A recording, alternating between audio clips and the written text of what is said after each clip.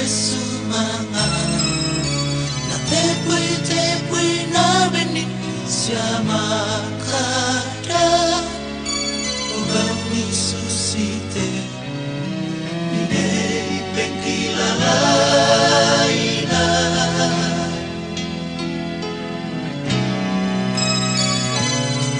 susimak kabiyalu na surama datuna naumpasan ni pari kasalan na telino nasorong itu irusan base baru di patodorarana belana tauna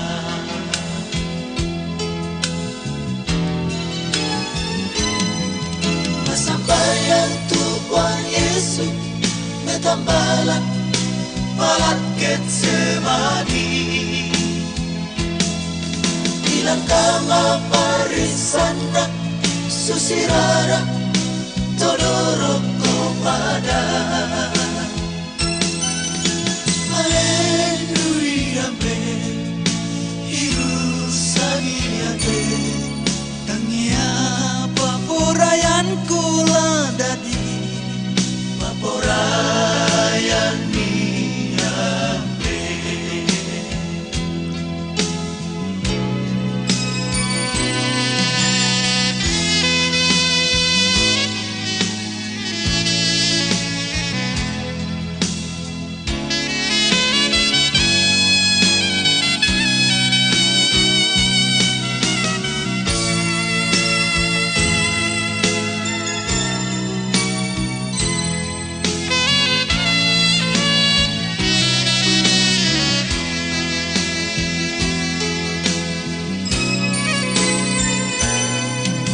Simangka dialu lan surama datuna laumpasan ni pari kasalan na telino nasorong itu irusan base baru di patodorarana belana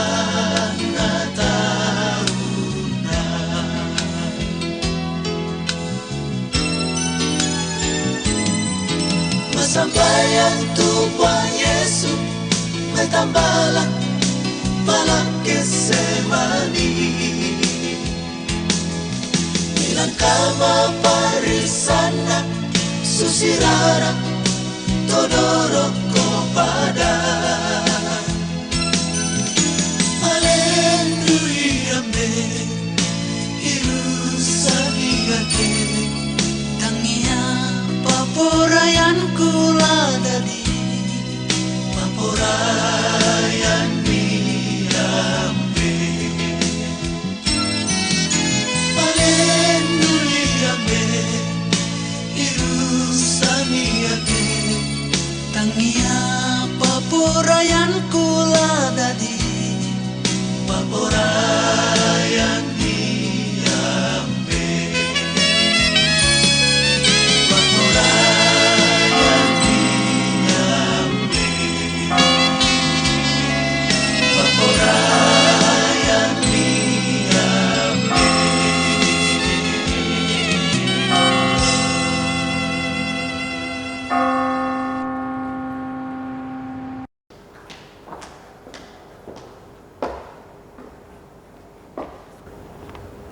Selamat pagi, selamat menyambut Jumat Agung. Pagi ini kita akan beribadah dalam rangka Jumat Agung. Kami mengundang Bapak dan Ibu sidang jemaat pada hari ini untuk berdiri.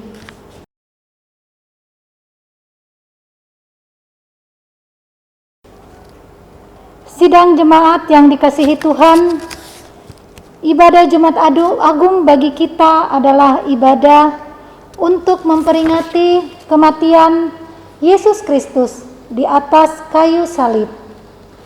Kematian Yesus Kristus tersebut merupakan wujud nyata kasih Allah kepada dunia. Kasih yang berkorban bagi sesama. Kasih yang dapat dilihat, didengar, disentuh, dan dirasakan. Kasih yang utuh dalam pribadi Yesus Kristus yang memberi tubuhnya dan darahnya supaya dunia menikmati pendamaian dengan tidak binasa tapi beroleh hidup kekal. Di hari Jumat Agung ini, mari kita kembali memandang kepada kasih Allah itu. Mari menikmati persekutuan dengannya dengan tuntunan tema pendamaian pada salib. Kita akan bermazmur secara berbalasan dari dalam Mazmur pasal 22 ayat 2 sampai dengan ayat yang ke-12. Kita baca dan secara bergantian. Allahku, Allahku, mengapa engkau meninggalkan aku?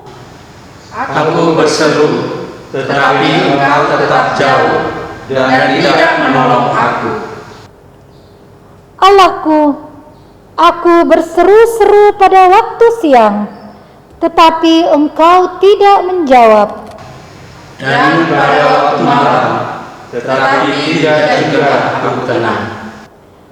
Padahal engkaulah yang kudus yang bersemayam Di atas puji-pujian orang Israel. kepadamu, nenek moyang kami percaya. Mereka percaya dan engkau meluputkan mereka. Kepadamu mereka berseru-seru dan mereka terluput. Kepadamu mereka percaya dan mereka tidak mendapat malu. Tetapi aku ini ulat dan bukan orang. Celah bagi manusia, dihina oleh orang banyak. Semua yang melihat aku mengolok-olok aku. Mereka mencibirkan dirinya, menggelengkan kepalanya. Ia menyerah kepada Tuhan. Biarlah dia yang meluputkannya. Biarlah dia yang melepaskannya, bukanlah dia berkenan kepadanya. Ya, engkau yang mengeluarkan aku dari kandungan. Engkau yang membuat aku aman pada dada ibuku. Kepadamu aku diserahkan sejak aku lahir. Sejak dalam kandungan ibuku, engkaulah Allahku. Kita bersama-sama. Janganlah jauh daripadaku, sebab kesusahan telah dekat dan tidak ada yang menolong. Amin.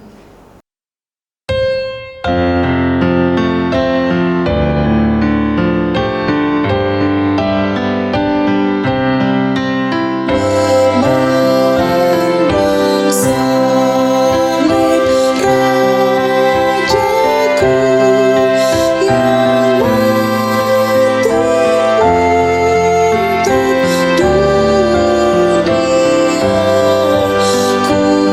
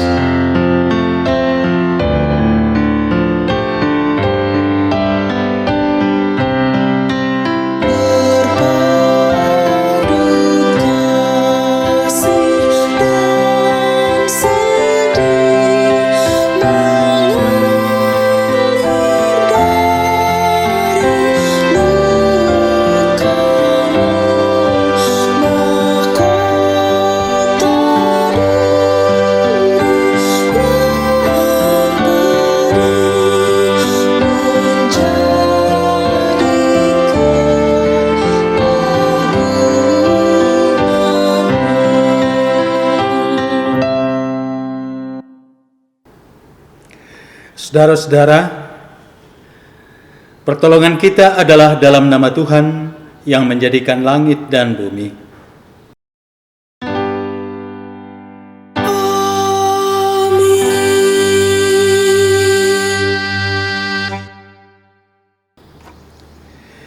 Kasih karunia dan damai sejahtera dari Allah Bapa kita, dari Tuhan Yesus Kristus menyertai kamu. Dan menyertaimu juga. Saudara-saudara yang dikasihi oleh Tuhan, seperti yang telah disampaikan pada minggu sebelumnya, perjamuan kudus adalah suatu pelayanan yang Tuhan Yesus sendiri kehendaki untuk tetap dilakukan sampai Ia datang kembali dalam kemuliaan kerajaannya. Setiap kali kita makan roti dan minum anggur dalam perjamuan kudus, kita memperingati pengorbanan Tuhan Yesus di kayu salib, yaitu mati untuk menebus dan membebaskan kita dari kutuk dosa.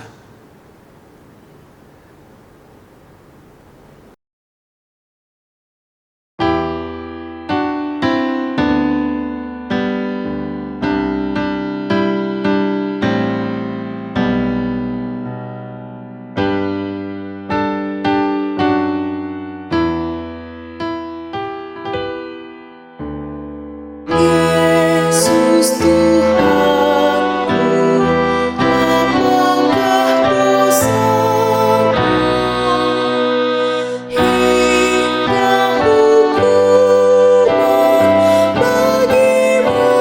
berlaku? Durhaka apa sudah dituduhkan padamu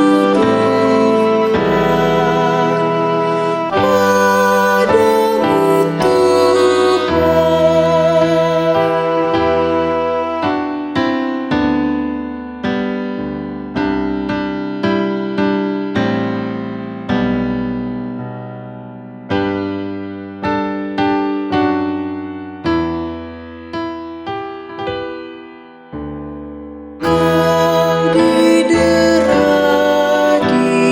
hina kau prajurit,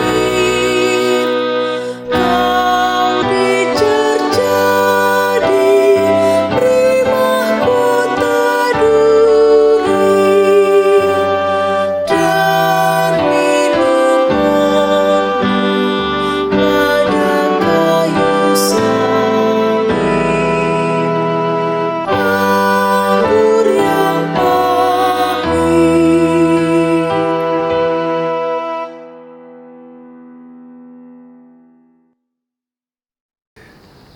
Bapak dan Ibu, saudara-saudara, mari dalam perayaan Jumat Agung ini, kita sekali lagi datang kepada Tuhan membawa segala beban dosa kita. Kita berdoa. Saudara-saudara,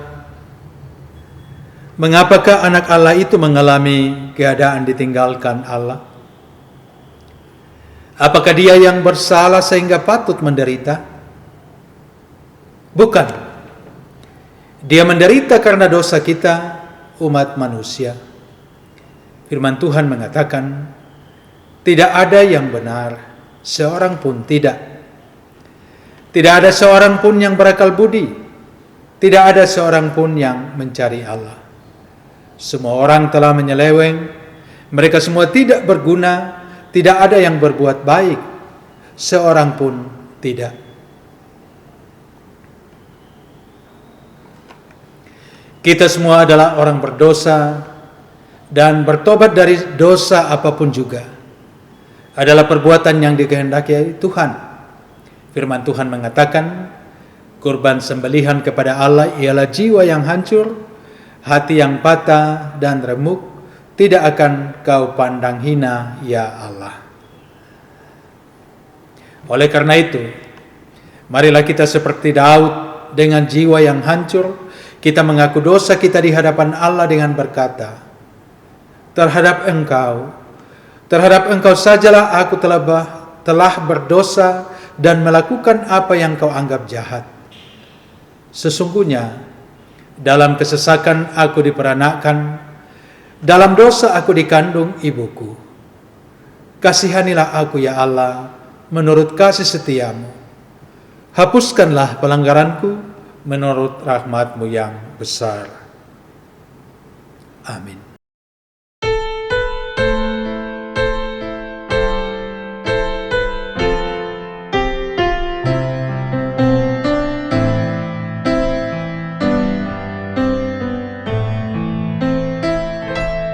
Di muka Tuhan Yesus, betapa hina diriku, ku bawa dosa-dosaku di muka Tuhan Yesus.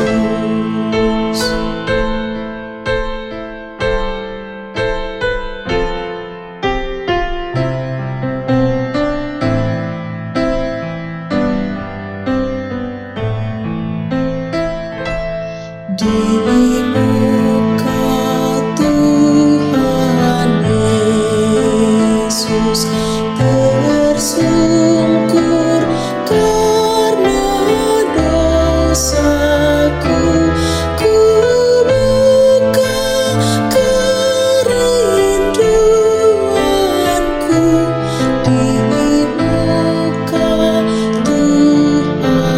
Yesus.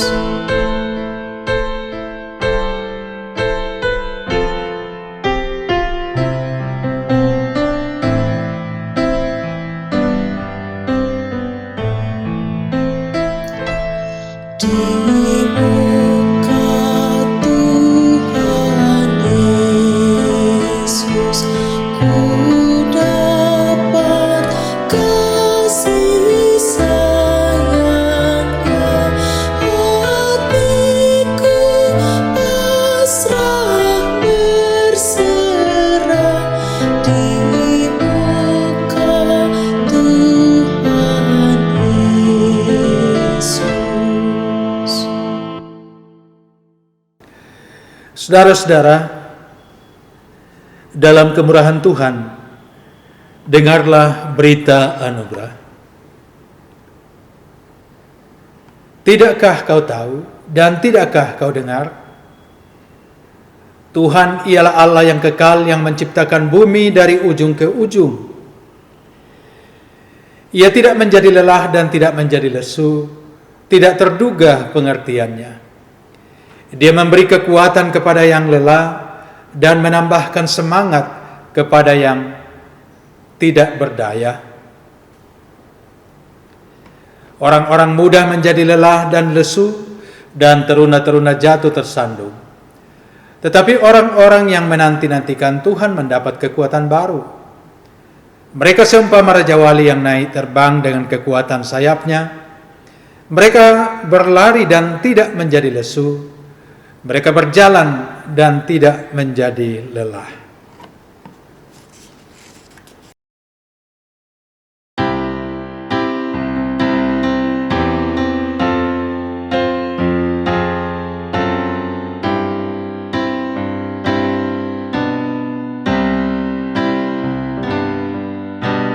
Yesus sayang padaku, Alkitab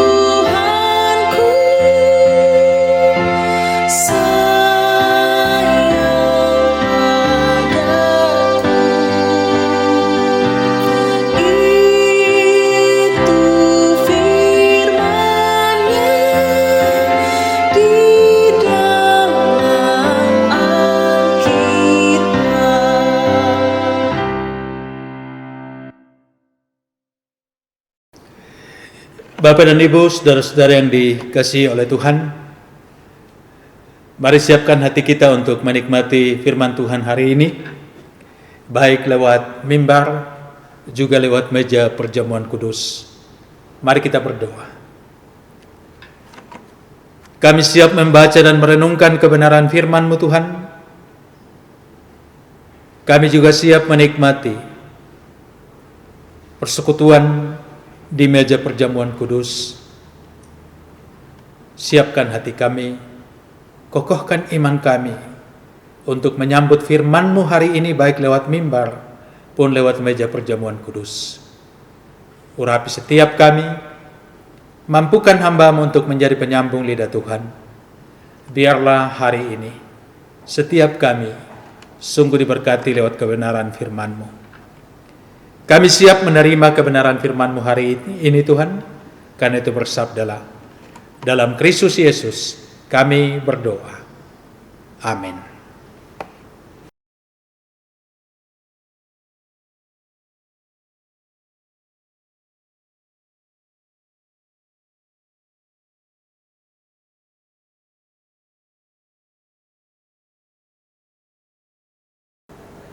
Kita akan membaca firman Tuhan pada pagi hari ini yang terambil dari 3 pembacaan. Yang pertama yaitu Yesaya pasal 53 ayat 1 sampai 12. Yang kedua adalah Ibrani 5 ayat 1 sampai 10 yang merupakan bahan utama kita hari ini.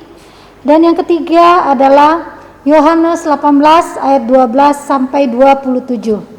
Kita akan memasuki pembacaan kita yang pertama yang terambil dari Yesaya 53 ayat 1 sampai 12 yang berbunyi, siapakah yang percaya kepada berita yang kami dengar, dan kepada siapakah tangan kekuasaan Tuhan dinyatakan? Sebagai taruk ia tumbuh di hadapan Tuhan, dan sebagai tunas dari tanah kering ia tidak tampan, dan semaraknya pun tidak ada, sehingga kita memandang dia, dan rupa pun tidak, sehingga kita menginginkannya. Ia dihina dan dihindari orang, seorang yang penuh kesengsaraan dan yang biasa menderita kesakitan. Ia sangat dihina, sehingga orang menutup mukanya terhadap dia, dan bagi kita pun dia tidak masuk hitungan. Tetapi sesungguhnya penyakit kitalah yang ditanggungnya, dan kesengsaraan kita yang dipikulnya, padahal kita mengira dia kena tulah, dipukul dan ditindas Allah. Tetapi dia tertikam oleh karena pemberontakan kita, dia diremukkan oleh karena kejahatan kita, ganjaran yang mendatangkan keselamatan bagi kita ditimpakan kepadanya, dan oleh bilur-bilurnya kita menjadi sembuh. Kita sekalian sesat seperti domba, masing-masing kita mengambil jalannya sendiri, tetapi Tuhan telah menimpakan kepadanya kejahatan kita sekalian. Dia dianiaya, tetapi dia membiarkan diri ditindas dan tidak membuka mulutnya, seperti anak domba yang dibawa ke pembantaian, seperti induk domba yang keluh di depan orang-orang yang menggunting bulunya, ia tidak membuka mulutnya. Sesudah penahanan dan penghukuman ia terambil, dan tentang nasibnya siapakah yang memikirkannya? Sungguh ia terputus dari negeri orang-orang hidup, dan karena pemberontakan umatku ia kena tulah. Orang menempatkan kuburnya di antara orang-orang fasik, dan dalam matinya ia ada di antara penjahat-penjahat. Sekalipun ia tidak berbuat kekerasan, dan tipu tidak ada dalam mulutnya. Tetapi Tuhan berkehendak meremukkan dia dengan kesakitan, apabila ia menyerahkan dirinya sebagai korban penebus salah. Ia akan melihat keturunannya, umurnya akan lanjut, dan kehendak Tuhan akan terlaksana olehnya. Sesudah kesusahan jiwanya, ia akan melihat terang dan menjadi puas. Dan hambaku itu sebagai orang yang benar akan membenarkan banyak orang oleh hikmatnya, dan kejahatan mereka dia pikul. Sebab itu aku akan membagikan kepadanya orang-orang besar sebagai rampasan, dan ia akan memperoleh orang-orang kuat sebagai jarahan, yaitu sebagai ganti karena ia telah menyerahkan nyawanya ke dalam maut, dan karena ia terhitung di antara pemberontak-pemberontak, sekalipun ia menanggung dosa banyak orang dan berdoa untuk pemberontak-pemberontak. Amin.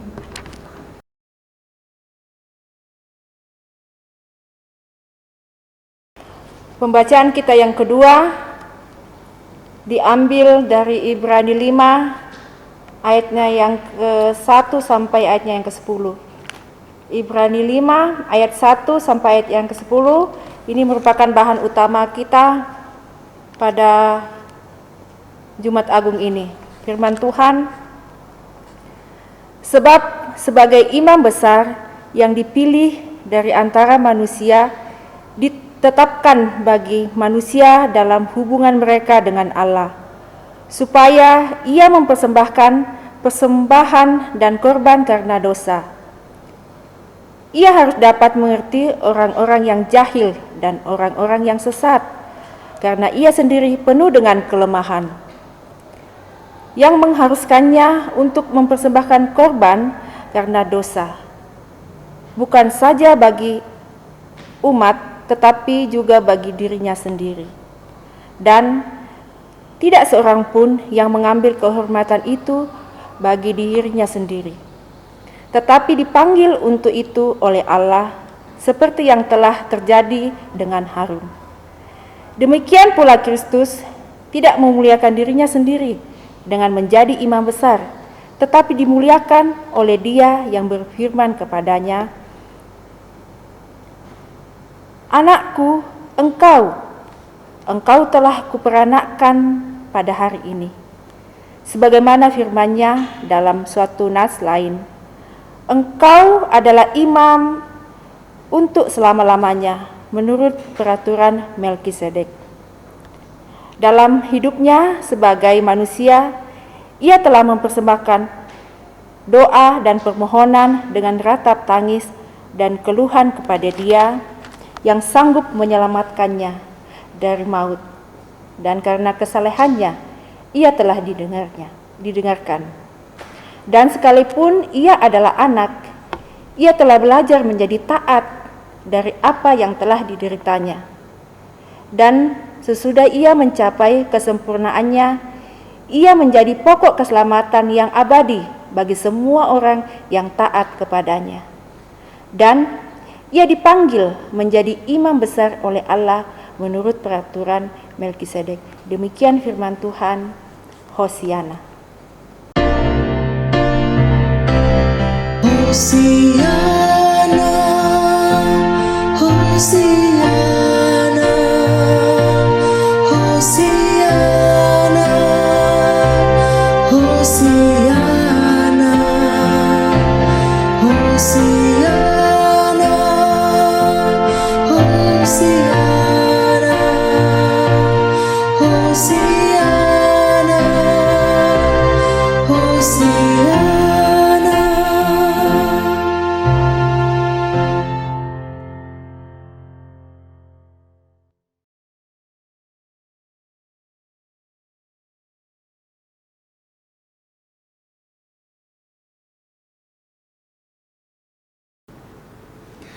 Saudara-saudara, inilah Injil Yesus Kristus berdasarkan Yohanes 18 ayat 12 sampai 27.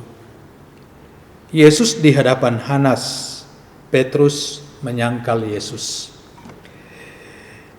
Maka pasukan prajurit serta perwiranya dan penjaga-penjaga yang disuruh orang Yahudi itu menangkap Yesus dan membelenggu Dia. Lalu mereka membawanya mula-mula kepada Hanas, karena Hanas adalah mertua Kayafas yang pada tahun itu menjadi imam besar. Dan Kayafaslah yang telah menasihatkan orang-orang Yahudi, adalah lebih berguna jika satu orang mati untuk seluruh bangsa. Simon Petrus dan seorang murid lain mengikuti Yesus.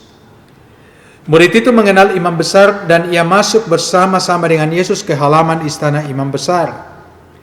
Tetapi Petrus tinggal di luar dekat pintu.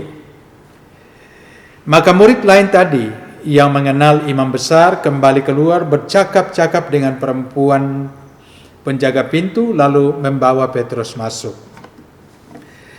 Maka kata hamba perempuan penjaga pintu kepada Petrus, "Bukankah engkau juga murid orang itu?" Jawab Petrus, "Bukan." Sementara itu hamba-hamba dan penjaga-penjaga bait Allah telah memasang api arang, sebab hawa dingin waktu itu, dan mereka berdiri berdiam di situ. Juga Petrus berdiri berdiam bersama-sama dengan mereka. Maka mulailah imam besar menanyai Yesus tentang murid-muridnya dan tentang ajarannya. Jawab Yesus kepadanya, "Aku berbicara terus terang kepada dunia. Aku selalu mengajar di rumah-rumah ibadat dan di bait Allah, tempat semua orang Yahudi berkumpul. Aku tidak pernah berbicara sembunyi-sembunyi. Mengapakah engkau menanyai aku? Tanyailah mereka yang telah mendengar apa yang kukatakan kepada mereka. Sungguh, mereka tahu apa yang telah kukatakan." Ketika ia mengatakan hal itu, seorang penjaga yang berdiri di situ menampar mukanya sambil berkata, "Begitukah jawabmu kepada imam besar?" Jawab Yesus kepadanya, "Jikalau kataku itu salah, tunjukkanlah salahnya. Tetapi jikalau kataku itu benar, mengapakah engkau menampar aku?" Maka Hanas mengirim dia terbelenggu kepada Kayafas imam besar itu. Simon Petrus masih berdiri berdiam. Kata orang-orang di situ kepadanya, "Bukankah engkau juga seorang muridnya?" Ia menyangkalnya, katanya, "Bukan." Kata seorang hamba imam besar, seorang keluarga dari hamba yang telinganya dipotong Petrus, "Bukankah engkau kulihat di taman itu bersama-sama dengan dia?" Maka Petrus menyangkalnya pula, dan ketika itu berkokoklah ayam. Demikian ibadah kita, pembacaan firman Tuhan hari ini, dan berbahagia setiap orang yang mendengarkan firman-Nya dan mau memeliharanya dalam hidup ini. Amin. Kore sumanga buang.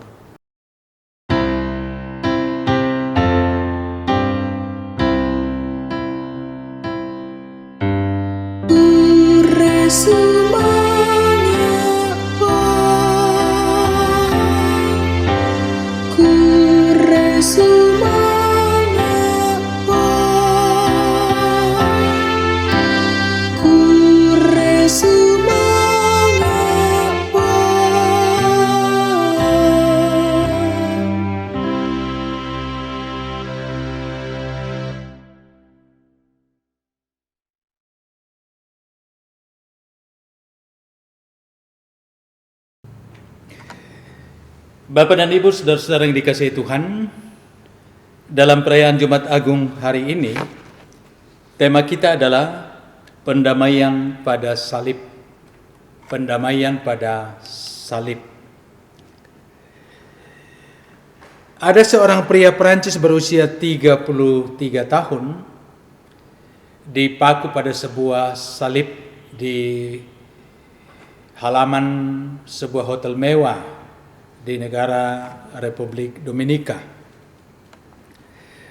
Hal ini dilakukannya sebagai sumbangsinya bagi keselamatan dan kedamaian di antara manusia. Jadi sang pria tersebut memotivasi dirinya untuk juga memberi sumbangsi bagi keselamatan dan kedamaian di antara manusia dengan cara memberi dirinya dipaku pada salib.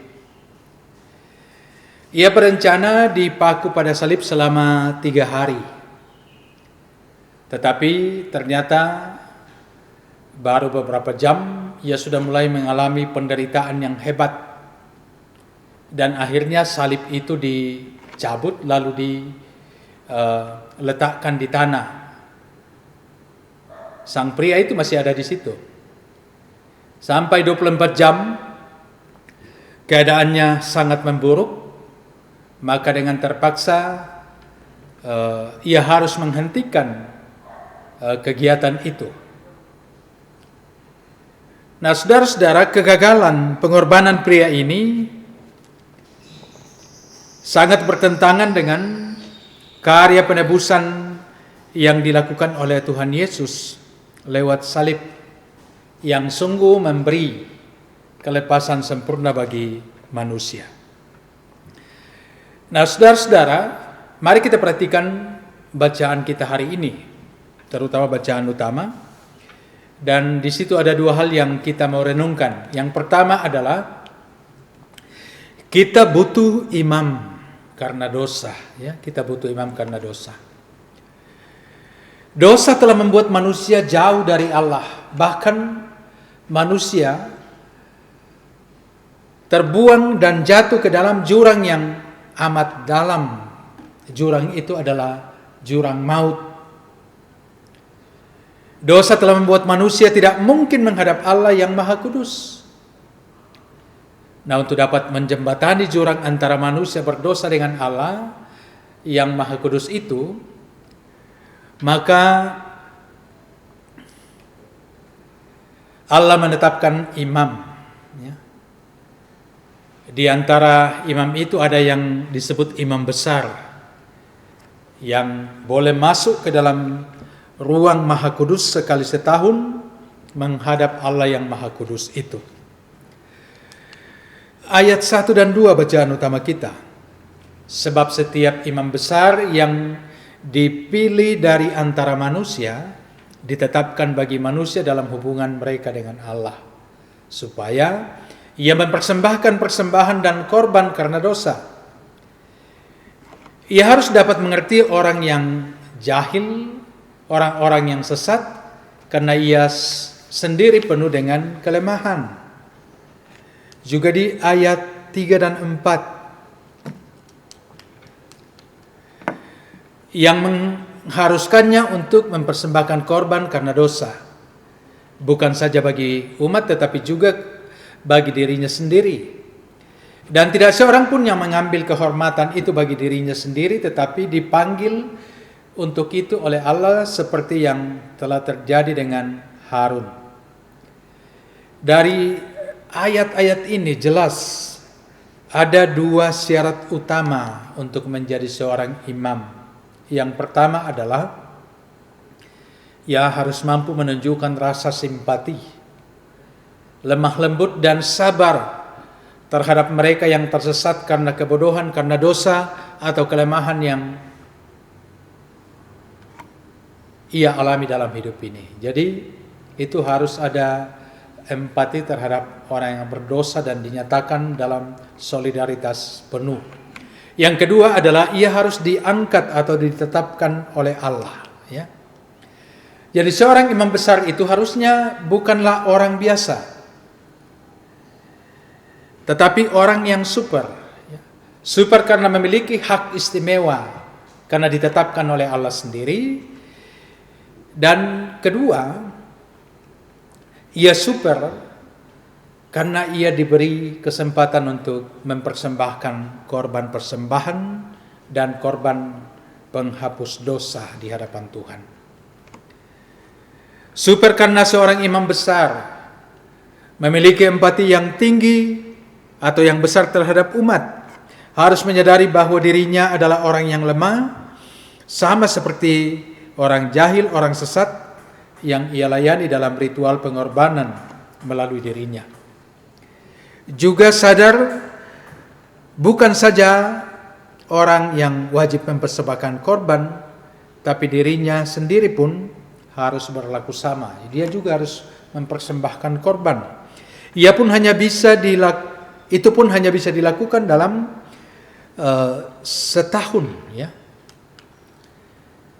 Imam tertinggi atau imam kepala itu bisa masuk tempat Maha Kudus di Bait Allah untuk mempersembahkan korban pendamaian untuk dosa seluruh umat, termasuk dirinya sendiri. Nah, imam besar bukanlah jabatan yang bisa dikejar seperti layaknya jenjang kepangkatan. Imam besar itu ditetapkan oleh Allah. Nah, saudara-saudara yang dikasihi oleh Tuhan, dan di setiap masa hanya ada satu imam besar atau imam tertinggi. Jika ada lebih dari itu, maka itu adalah bentuk pelecehan terhadap jabatan imam, seperti yang terjadi pada zaman Yesus di salib ya. Di situ ada 2 imam besar, ada Hanas dan ada Kayafas, ada ayah mertua dan ada anak mantu.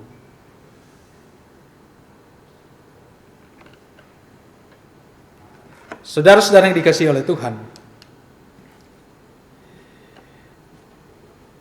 dari pokok ini kita harus memahami bahwa Allah sungguh tidak membiarkan manusia berdosa itu binasa dalam jurang maut. Karena itu Allah menetapkan imam untuk menuntun orang berdosa itu bisa kembali terhubung dengan Allah. Nah, siapakah imam kita? Ya. Kalau di setiap rumah tangga, ya ada imam. Kalau dalam masyarakat Yahudi, masyarakat Israel, ayahlah yang jadi imam. Tapi tentu di rumah kita masing-masing, ayah dan ibu bisa berperan sebagai imam.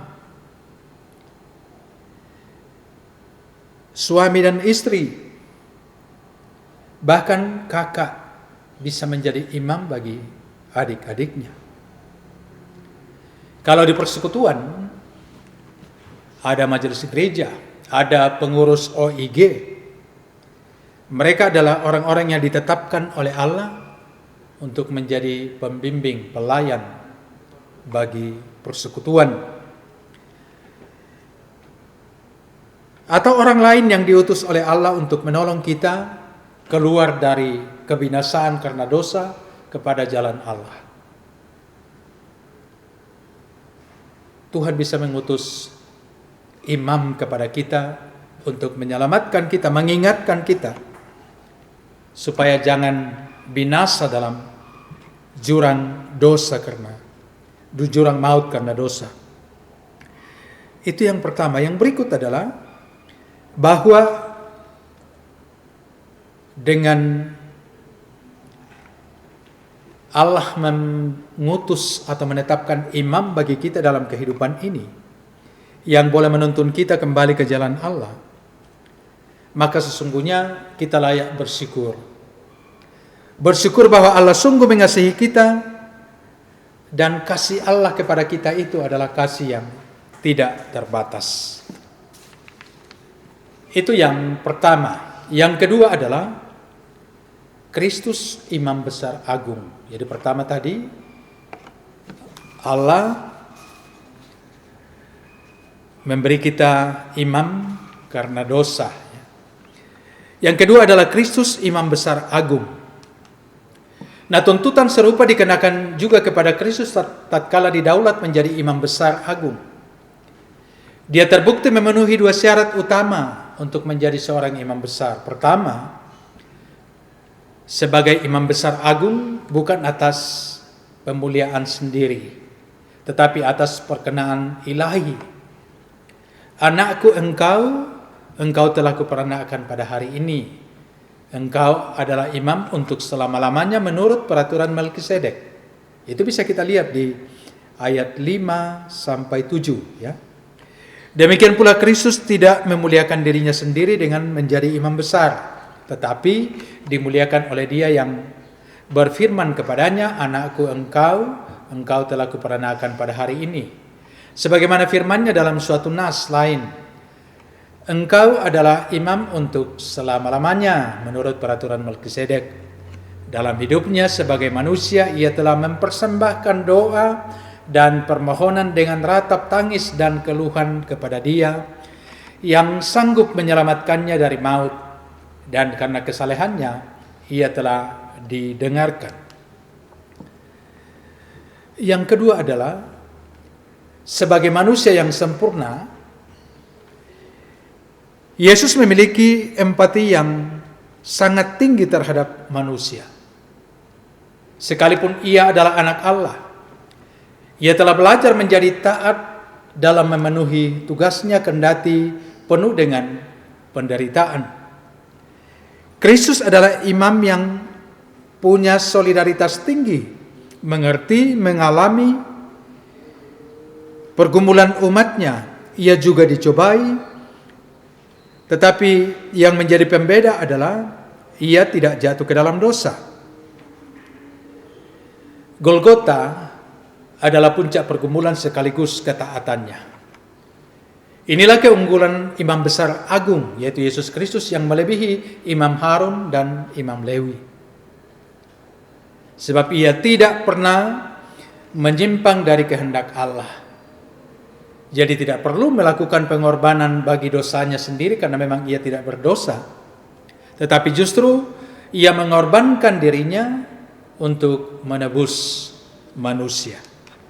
Dalam ayat 8 sampai 10, dan sekalipun ia adalah anak, ia telah belajar menjadi taat dari apa yang telah dideritanya. Dan sesudah ia mencapai kesempurnaannya, ia menjadi pokok keselamatan yang abadi bagi semua orang yang taat kepadanya. Dan ia dipanggil menjadi imam besar oleh Allah menurut peraturan Melkisedek.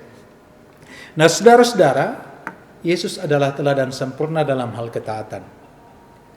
Sebagai manusia, bisa saja ia berpaling dari tugas Allah, tetapi itu tidak dilakukannya. Justru dia rela menjadi korban atau mengorbankan dirinya secara sempurna bagi seluruh umat manusia tanpa kecuali. Nah, sebagai imam besar agung, Yesus adalah imam yang jauh melebihi para imam yang dihormati. Seharusnya tidak ada alasan bagi orang untuk berpaling dari Kristus yang adalah imam besar itu. Sebagai imam besar, dia adalah imam yang sempurna. Ia menjadi juru selamat dan imam besar yang sempurna karena penderitaan dan kematiannya dijalani tanpa dosa. Ya. Kristus memenuhi syarat dalam segala hal untuk menyediakan keselamatan kekal bagi manusia. Ini nama Melkisedek disebutkan dalam ayat ini sebagai seorang imam. Ya. Melkisedek adalah tokoh perjanjian lama yang misterius, asal-usulnya tidak diketahui. Munculnya dalam Kejadian misalnya, atau dalam Ibrani, atau juga dalam Mazmur. Ia disebut sebagai imam Allah dari Salem. Ya. Saudara-saudara yang dikasihi oleh Tuhan, jalan penderitaan dan kematian yang dialami oleh Yesus telah dinubuatkan dalam Yesaya 53. Penderitaan dan kematian Yesus merupakan kehendak Allah sejak semula dan tidak bisa dibatalkan oleh siapapun. Ibrani 4 ayat 8 dan 9 menjelaskan kehendak Bapa dalam diri Yesus tergenapi secara sempurna dan ia taat sepenuhnya sampai mati di kayu salib. Karena itu penderitaan Yesus pada peristiwa salib tidaklah untuk disesali oleh setiap orang percaya, ya. Sebab Allah dengan sengaja dan terencana menanggungkan seluruh dosa umat manusia ke atas bahu Kristus. Jadi sesungguhnya bagi kita Jumat Agung dengan simbol salib adalah sebuah peristiwa yang sesungguhnya memberi sukacita karena dosa yang tidak bisa kita tanggung justru diangkat oleh Yesus dan dipaku di atas salib. Nah, bagi orang Protestan, salib, simbol salibnya itu adalah simbol salib kosong. Karena penekanannya pada Kristus yang sudah bangkit, ya. Kristus yang menang. Ya. Nah, saudara-saudara yang dikasihi oleh Tuhan, Allah menempatkan keselamatan seluruh umat manusia atas dasar penebusan dan hanya Yesus Kristus yang dapat memulihkan kembali hubungan antara manusia dengan Allah. Ya. Pendamaian telah selesai dikerjakan dan telah mencapai tujuan akhir dan sempurna di atas salib. Sekarang setiap orang dapat mengalami pendamaian tersebut, masuk ke dalam kesatuan persekutuan dengan Allah, sambil terus mencerminkan hidup orang-orang percaya yang tidak lagi berada di bawah kuasa dosa. Karena itu saudara-saudara, pesan firman Tuhan yang kedua untuk kita lewat perayaan Jumat Agung dan bacaan kita hari ini adalah bahwa dosa kita sudah ditanggung oleh Yesus di salib. Dan oleh pendamaian yang Ia kerjakan, dosa kita sudah diampuni.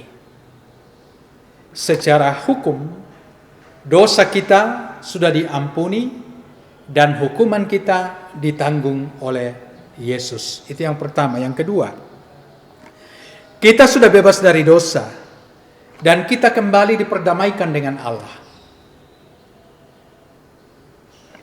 Kita telah menikmati relasi antara anak dengan Bapa di dalam Kristus lewat salib. Ini sebuah sukacita besar bagi kita, bukan saja dosa kita diampuni, tapi juga kita ditarik kembali masuk ke dalam hubungan dengan Allah sebagai anak dan Bapa. Yang ketiga, kita menjadi anak Allah yang dikasihi dan diberi hak waris. Jadi bukan sekedar diangkat jadi anak, tapi juga diberi hak waris. Dan karena itu kita harus hidup dalam alam anugerah. Ini yang kita rayakan dalam Jumat Agung dan juga lewat perjamuan pada hari ini. Karena itu saudara-saudara, dengan pendamaian yang Yesus kerjakan di salib, kita telah memiliki masa depan kekal di hadapan Allah. Kita telah didamaikan oleh Allah di dalam Kristus lewat salib. Amin. Bapak dan Ibu, saudara-saudara, anak-anak sekalian, meresponi kebenaran firman Tuhan hari ini, mari kita bersaat teduh.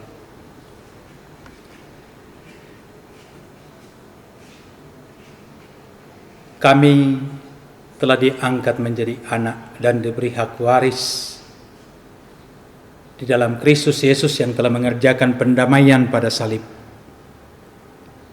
Kami bersyukur hari ini masih dimungkinkan untuk boleh merenungkan sekali lagi lewat perayaan Jumat Agung ini, bagaimana Kristus telah melakukan pendamaian atas seluruh dosa-dosa dunia, dosa-dosa manusia, dan membawa kembali manusia ke hadapan Allah untuk diangkat menjadi anak, dikasihi dan diberi hak waris.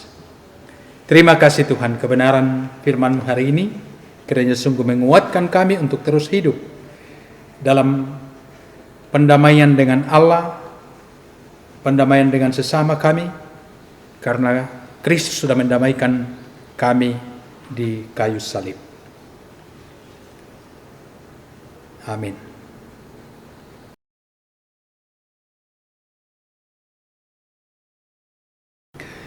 Saudara-saudara, bersama dengan semua orang percaya di segala tempat dan segala abad, mari kita ikrarkan pengakuan iman kita berdasarkan pengakuan iman rasuli sebagai berikut.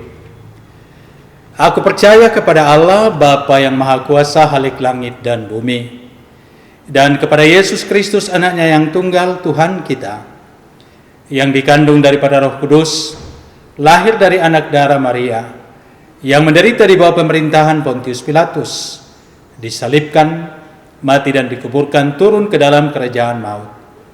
Pada hari yang ketiga, bangkit pula dari antara orang mati, naik ke sorga, duduk di sebelah kanan Allah, Bapa yang Maha Kuasa, dan akan datang dari sana untuk menghakimi orang yang hidup dan yang mati.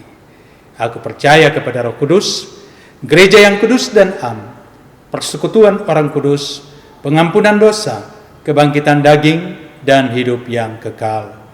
Amin.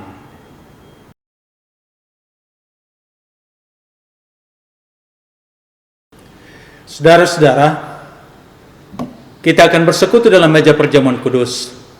Roti dan anggur dalam perjamuan kudus hendaknya kita terima sebagai tanda dan materai dari kasih dan kesetiaannya kepada kita.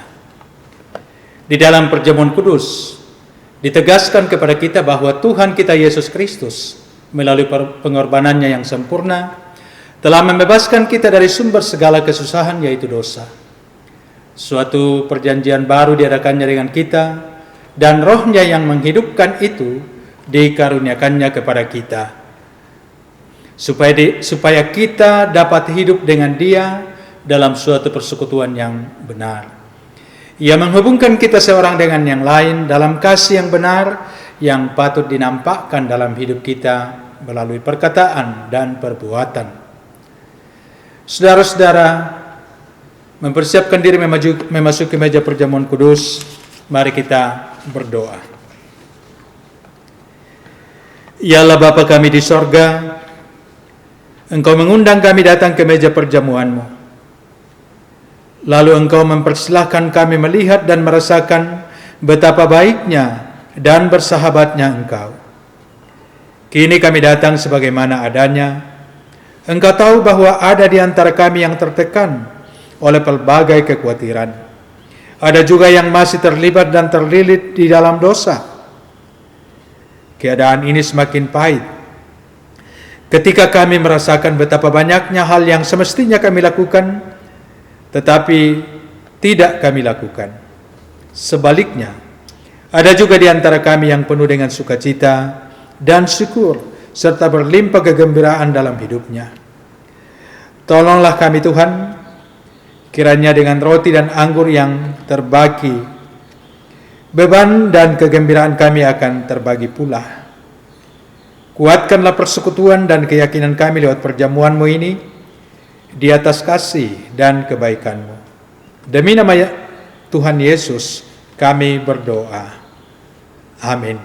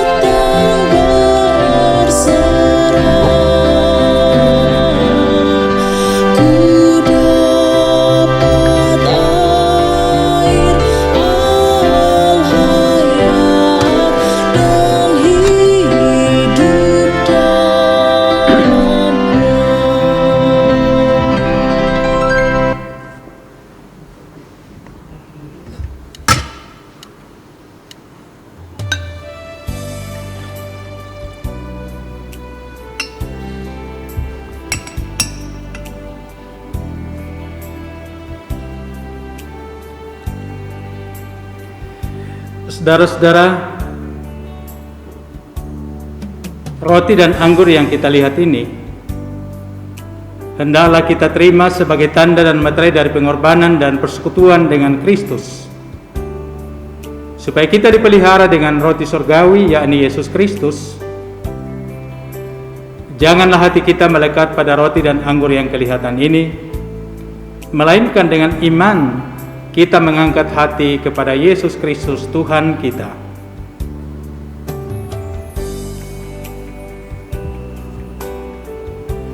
Mari kita berdoa bersama berdasarkan doa yang telah diajarkan oleh Tuhan Yesus kepada murid-muridnya. Kita berdoa.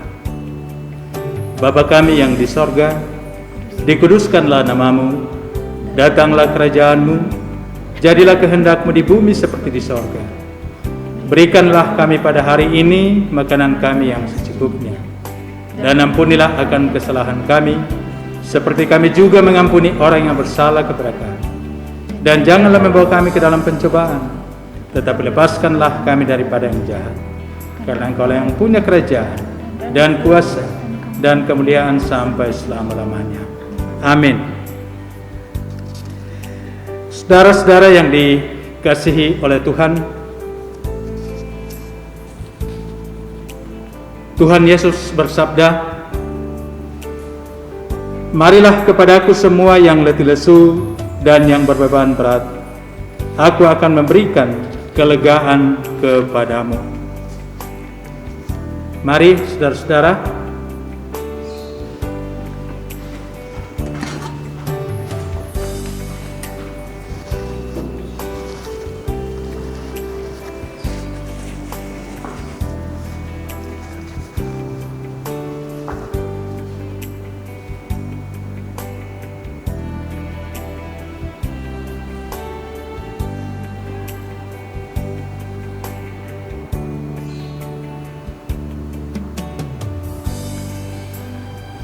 saudara-saudara yang dikasihi oleh Tuhan,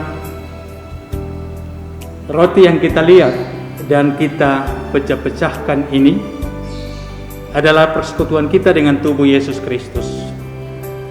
Tuhan Yesus telah bersabda, "Inilah tubuhku yang diserahkan karena kamu, perbuatlah ini menjadi peringatan akan daku."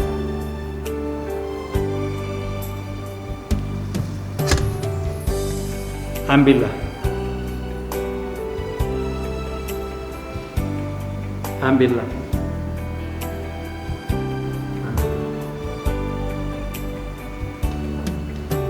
Ambillah.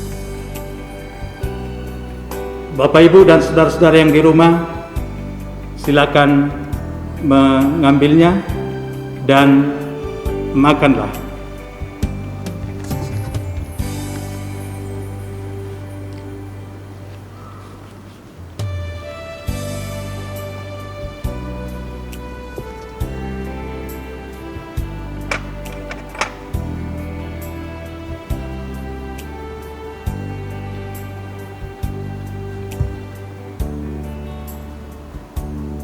Saudara-saudara yang dikasihi oleh Tuhan, cawan minuman yang atasnya kita mengucap syukur ini adalah persekutuan kita dengan darah Yesus Kristus. Tuhan Yesus bersabda, "Inilah darahku yang ditumpahkan untuk banyak orang. Ambillah."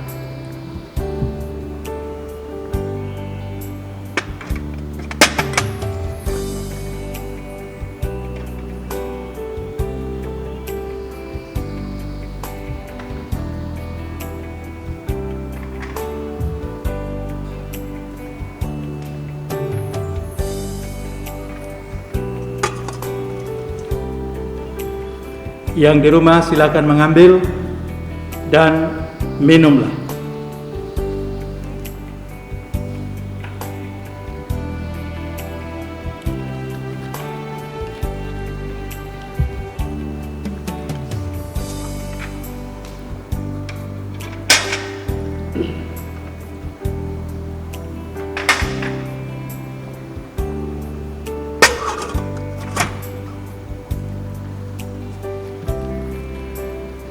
Saudara-saudara, setelah kamu dikenyangkan oleh roti kehidupan, terimalah firman Tuhan dari Ibrani 4 ayat 14 sampai 16. Kesudahan segala sesuatu sudah dekat.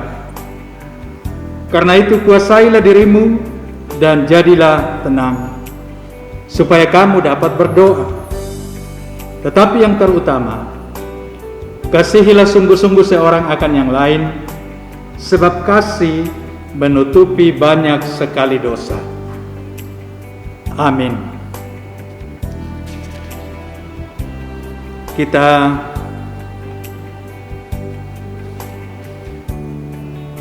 mengucap syukur kepada Tuhan lewat doa secara pribadi-pribadi. Silakan berdoa.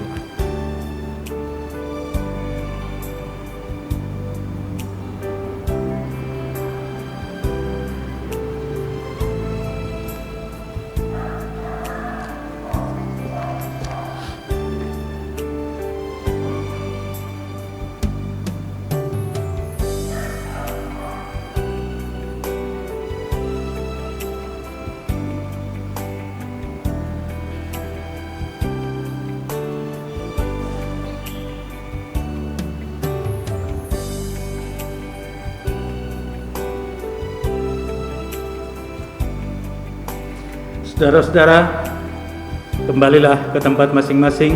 Tuhan memberkati.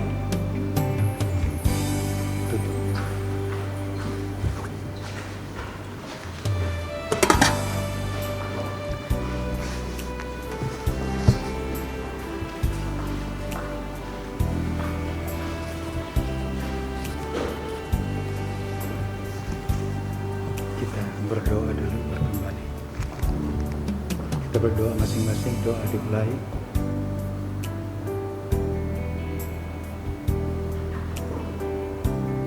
Amin. Terima kasih. Selamat.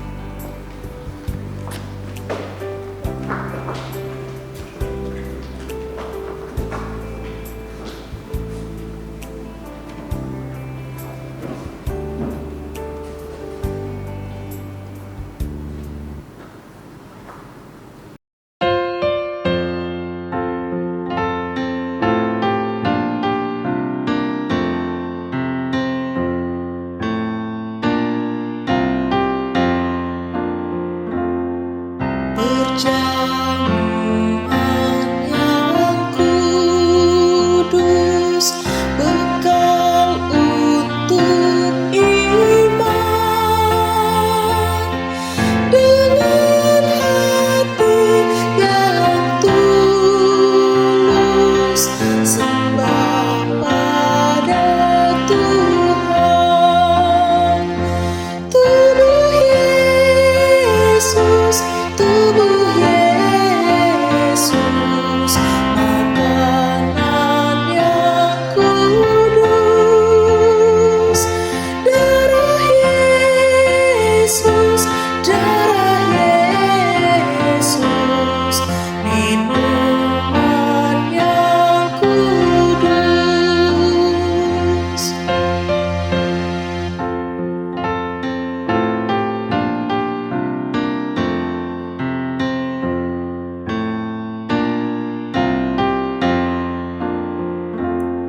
Sekarang aku datang membawa dosaku,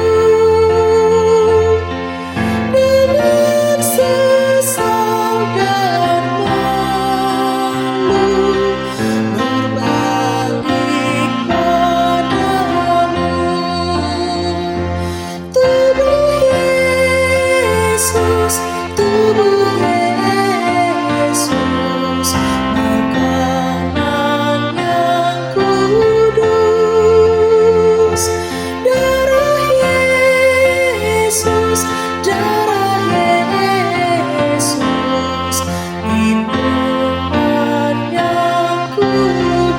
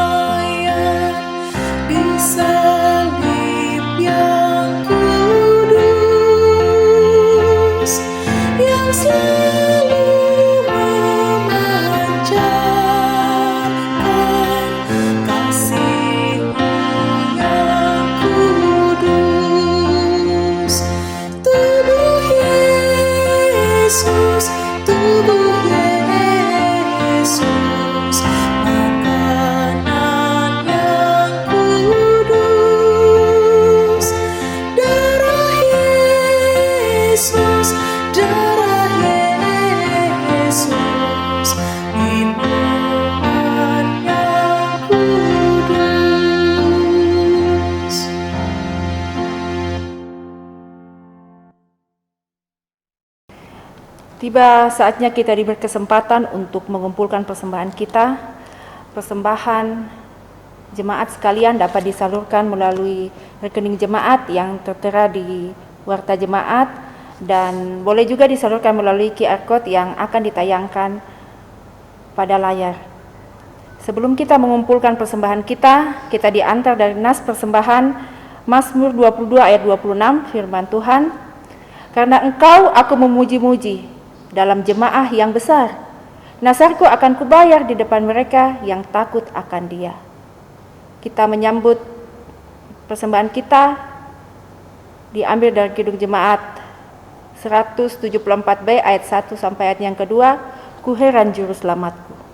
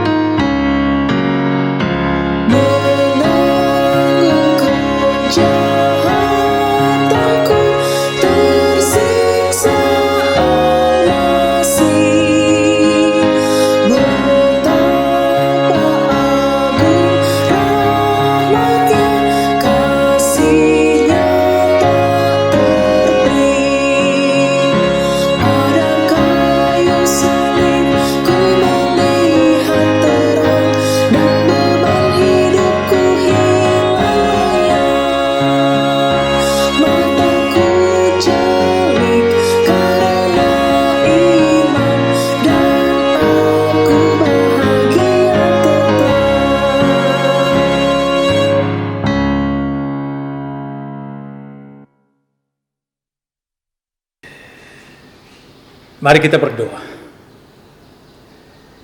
Kami mengucap syukur kepada-Mu Tuhan, karena Engkau memperkenankan kami untuk boleh menikmati perayaan Jumat Agung hari ini. Kami juga bersyukur untuk firman-Mu yang boleh kami terima, baik lewat mimbar, juga lewat meja perjamuan kudus. Biarlah semua ini boleh semakin menguatkan iman percaya kami untuk semakin sukacita hidup di dalam Tuhan, karena sesungguhnya Kristus telah mengangkat segala beban kami, sehingga kami boleh datang ke hadapan Bapa. Ialah Bapa dalam sorga, dalam menjalani kehidupan ini kami sungguh menghadapi begitu banyak pergumulan karena pandemi COVID-19, pergumulan karena ekonomi yang terpuruk, pergumulan karena sakit penyakit, pergumulan karena kehilangan kasih, dan banyak lagi yang membuat umat-Mu bergumul. Tapi kami bersyukur bahwa di dalam Kristus sesungguhnya semua beban ini telah ditanggung oleh Kristus, dan yang dikaruniakan kepada kami adalah pembebasan sempurna. Kokohkan kami Tuhan, sehingga ketika kami masih harus menghadapi pergumulan dalam dunia ini, kami tidak jatuh lagi ke dalam jurang dosa. Bapa dalam sorga, terima kasih. Perjamuan kudus hari ini sudah kami nikmati. Berkati seluruh umat-Mu yang boleh mengalami perjamuan kudus bersama dengan Tuhan. Kiranya iman mereka semakin dikokohkan, harapan mereka semakin diteguhkan, sukacita mereka semakin dikobarkan, dan juga kasih di antara seorang dengan yang lain semakin digelorakan. Bapa dalam sorga, berdoa untuk seluruh umat-Mu dalam sukacita merayakan Jumat Agung hari ini. Kiranya seluruh umat-Mu semakin diberi sukacita mensyukuri pengorbanan Kristus lewat salib. Bapa dalam sorga, berdoa untuk jemaat-Mu dan saudara-saudara kami yang dalam pergumulan. Terus kami berdoa untuk Ibu Rika Dartika, Bapak Dr. Samuel Sampebulu, Mama Eka, Opa Melona, yang semuanya dalam kondisi sakit. Kami doakan Tuhan tolong pulihkan mereka sehingga mereka boleh sehat kembali untuk menjalani kehidupan ke depan. Juga berdoa untuk keluarga almarhum Pendeta Mika Pakan, istri dan kedua anak kekasih. Tuhan berkati khususnya pada hari ini. Mereka akan memakamkan jenazah orang yang mereka cintai, seorang pelayan Tuhan di tengah-tengah gereja Toraja, almarhum Pendeta Mika Pakan. Kiranya istri dan kedua anak kekasih bahkan segenap rumpun keluarga besar sungguh dikuatkan. Jemaat-Mu, Gereja Toraja Jemaat Tongkonan Kendari, bahkan seluruh gereja Toraja juga dihiburkan dan dikuatkan. Berkati seluruh umat-Mu Tuhan, baik di Jemaat Bandung pun setiap hamba-hamba-Mu yang boleh bersama kami beribadah hari ini di tempat masing-masing. Tuhan berkati. Berkati ibadah kami selanjutnya, baik pada ibadah Sabtu Sunyi, ibadah perayaan Paskah. Kiranya semua boleh berjalan karena kasih dan pertolongan Tuhan. Berkati gereja-Mu di Bandung ini, di Indonesia, bahkan di dunia ini, terutama di dalam menghadapi tantangan-tantangan di lingkungan di mana gereja-Mu ada, seperti yang dialami oleh gereja katedral di Makassar. Kiranya mereka semua sungguh dikokohkan dan berkati mereka dalam persekutuan mereka lebih jauh ke depan. Berkati aparat negara yang sementara menyelesaikan masalah ini, kiranya boleh dituntaskan sehingga ke depan tidak lagi terjadi tindakan-tindakan seperti itu. Bapa dalam sorga, berkati pemerintah kami dari pusat sampai ke daerah-daerah, berkati secapa ade di tempat ini, berkati semua hamba-hamba-Mu yang boleh mengangkat pelayanan hari ini. Bapa dalam sorga, berkati juga persembahan yang telah diserahkan, kiranya semuanya dapat dikelola dengan baik untuk pekerjaan Tuhan. Berkati hidup seluruh umat-Mu sepekan kerja ke depan. Di dalam nama-Mu saja, yaitu di dalam nama Kristus Yesus, yang telah mendamaikan kami dengan Bapa di sorga lewat salib, dan yang telah menjadi Tuhan dan Juru Selamat kami. Kami membawa doa-doa kami ini kepada Bapa di sorga. Amin.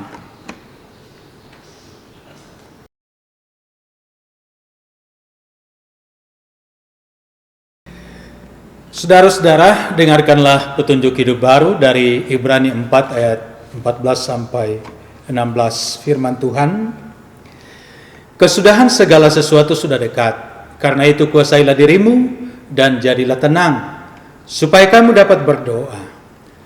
Tetapi yang terutama, kasihilah sungguh-sungguh seorang akan yang lain, sebab kasih menutupi banyak sekali dosa. Amin.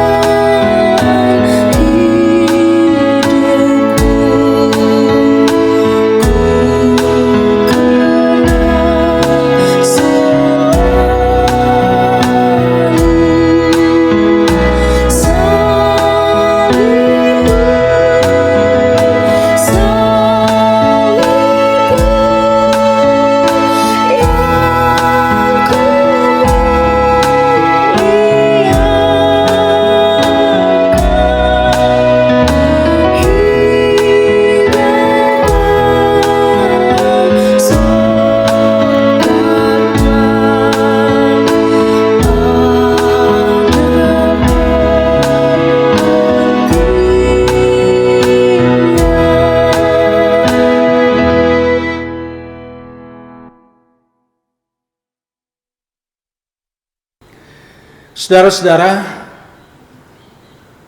pergilah, ingatlah bahwa Allah telah berkorban di dalam Sang Anak demi pendamaian dengan ciptaannya. Syukuri pengorbanan Allah dan hidup dalam relasi damai dengan ciptaannya. Terima berkat Tuhan. Tuhan memberkati engkau dan melindungi engkau. Tuhan menyinari engkau dengan wajah-Nya dan memberi engkau kasih karunia. Tuhan menghadapkan wajah-Nya kepadamu dan memberi engkau damai sejahtera. Amin.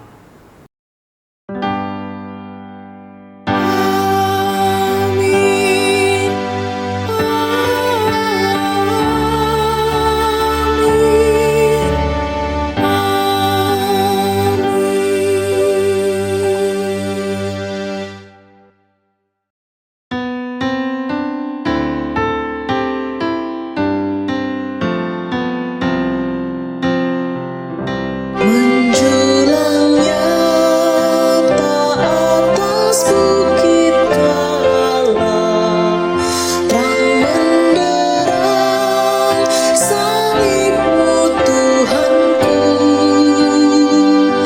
Dari sinarnya yang menyala-nyala, memancar kasih agung dan restu.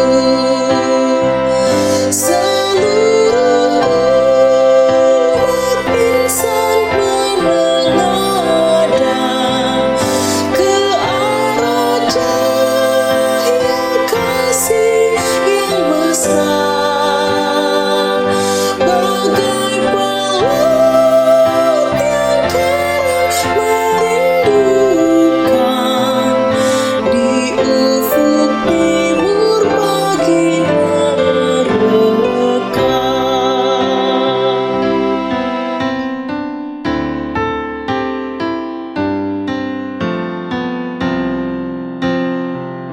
Salib-Mu Kristus tanda pengasihan, mengangkat hati yang remuk redam, membuat dosa yang tak terperikan di lubuk cinta Tuhan terbenam. Di dalam Tuhan kami balik lahir, insan bernoda kini berseri, teruras darah suci yang mengalir di salib pada bukit Kalvari.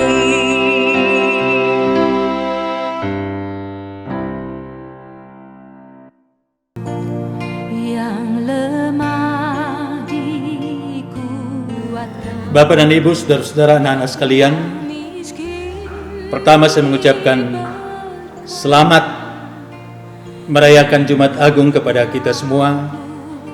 Pesan Tuhan hari ini bagi setiap kita, bahwa lewat salib, Kristus sudah mendamaikan kita dengan Bapa di sorga. Karena itu, hiduplah di dalam perdamaian dengan Allah, dan juga hiduplah dalam perdamaian dengan sesama kita. Tetap semangat, patuhi protokol kesehatan, dan Tuhan memberkati saudara-saudara. Shalom. Hosana, Dia bangkit bagiku, oleh darah anak domba dihapuskan dosaku, oleh anugerah Allah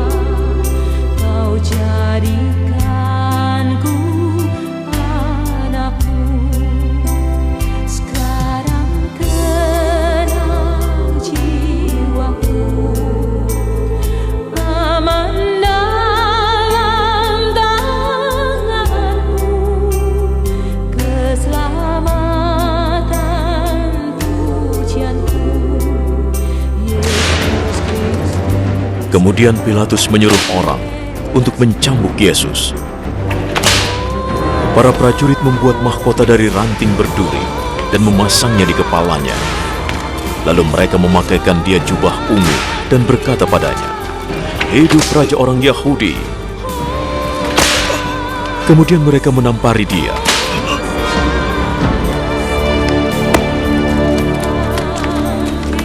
Sekali lagi Pilatus keluar dan berkata kepada orang banyak,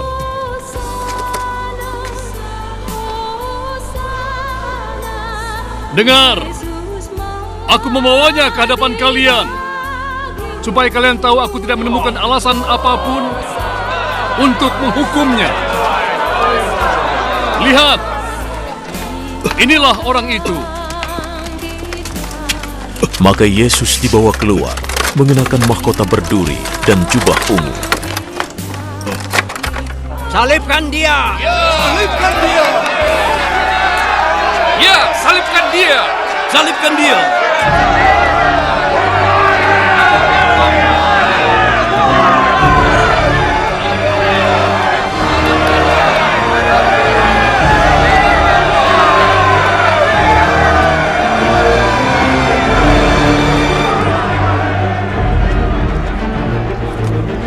Kalau begitu bawa saja, dan salibkanlah dia. Aku tidak menemukan alasan untuk menghukumnya. Menurut hukum kami, ia harus dihukum mati, sebab ia mengaku sebagai anak Allah.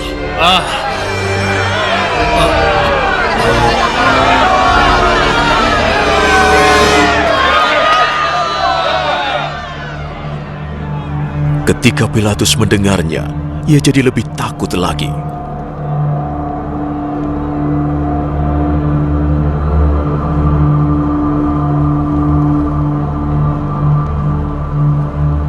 Ia kembali ke istana dan bertanya kepada Yesus, Dari mana asalmu? tapi Yesus tidak menjawab. Kau tidak mau bicara padaku? Ingatlah, aku punya kuasa untuk membebaskanmu. Dan juga untuk menyalibkanmu. Engkau punya kuasa atasku, hanya karena Tuhan memberikannya padamu. Maka orang yang menyerahkan aku kepadamu, dosanya lebih besar darimu. Ketika Pilatus mendengarnya, ia mencari cara untuk melepaskan Yesus. Jika kau melepaskannya, berarti kau bukanlah sahabat Kaisar.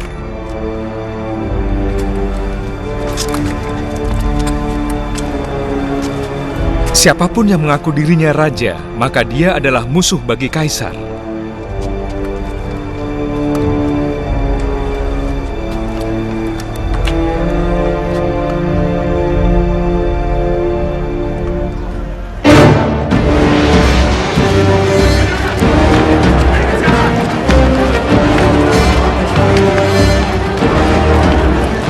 Ketika Pilatus mendengarnya, ia membawa Yesus keluar, lalu duduk di kursi pengadilan di tempat bernama Lantai Batu. Dalam bahasa Ibrani namanya Gabata.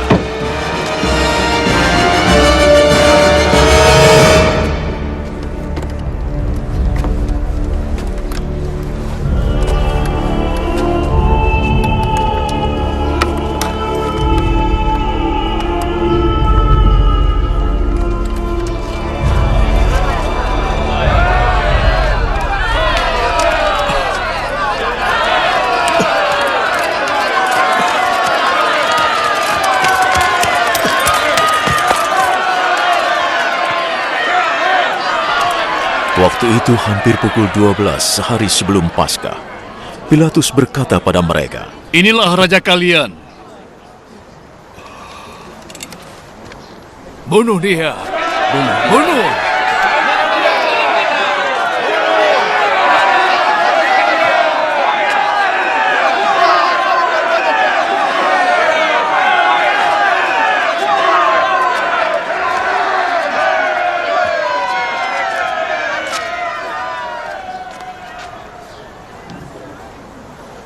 kalian ingin aku menyalibkan raja kalian? Satu-satunya raja yang kami miliki hanya kaisar. Lalu Pilatus menyerahkan Yesus kepada mereka untuk disalibkan.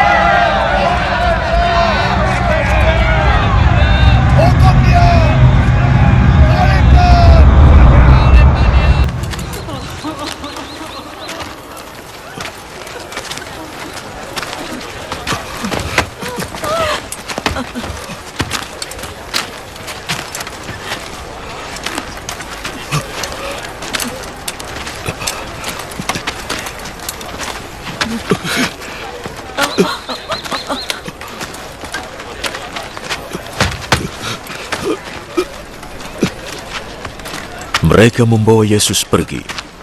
Yesus keluar, memanggul salibnya, menuju tempat yang disebut sebagai tempat tengkorak. Dalam bahasa Yunani disebut Golgota.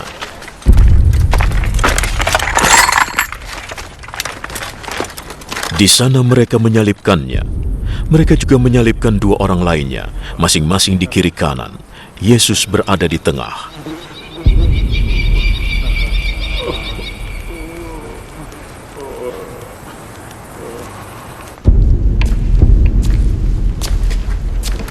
Pilatus menyuruh orang memasang tulisan di salib. Yesus dari Nazaret, Raja orang Yahudi. Itulah yang ditulisnya.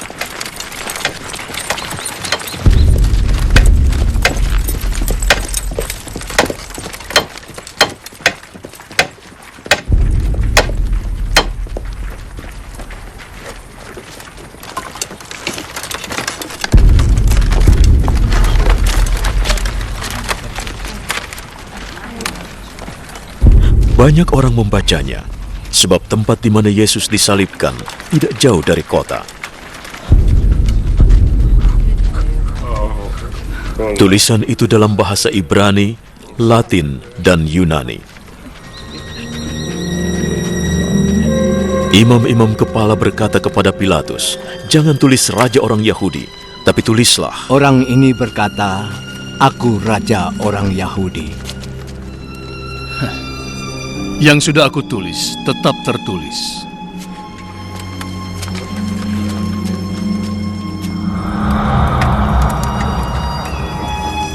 Setelah para prajurit menyalibkan Yesus, mereka mengambil pakaiannya dan membaginya menjadi 4. Masing-masing mendapat 1 bagian.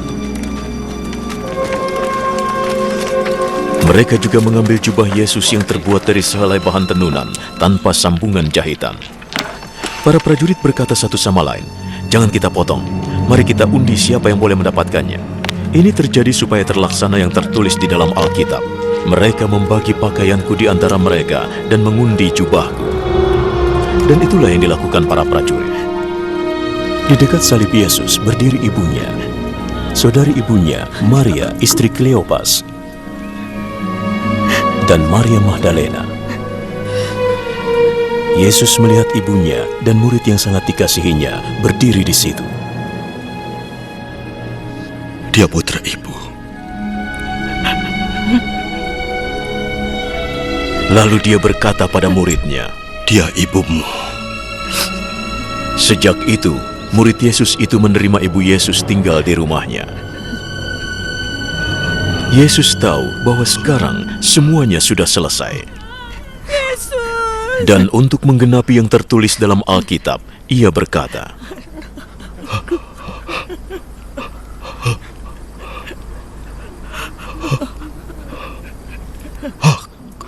"Aku haus." Di situ ada mangkuk berisi anggur yang asam. Sebuah bunga karang dicelupkan ke dalamnya dan ditancapkan pada sebatang bambu, lalu diulurkan ke bibir Yesus.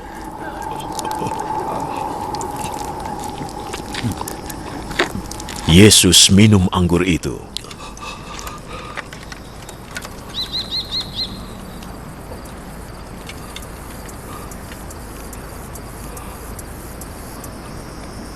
Sudah selesai.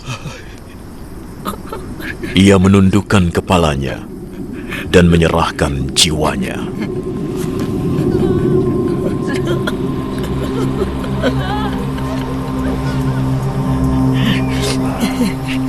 Para penguasa Yahudi meminta izin kepada Pilatus untuk mematahkan kaki orang-orang yang disalibkan itu dan menurunkan jenazah mereka dari kayu salib. Mereka memintanya karena saat itu hari Jumat. Mereka tidak ingin jenazah-jenazah itu tergantung di kayu salib pada hari Sabat. Apalagi Sabat kali ini adalah perayaan khusus. Maka para prajurit mematahkan lebih dulu kaki orang pertama, kemudian orang kedua yang disalibkan bersama Yesus.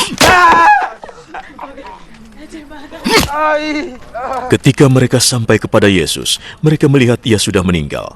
Jadi mereka tidak mematahkan kakinya. Tapi salah satu prajurit menusuk lambung Yesus dengan tombak.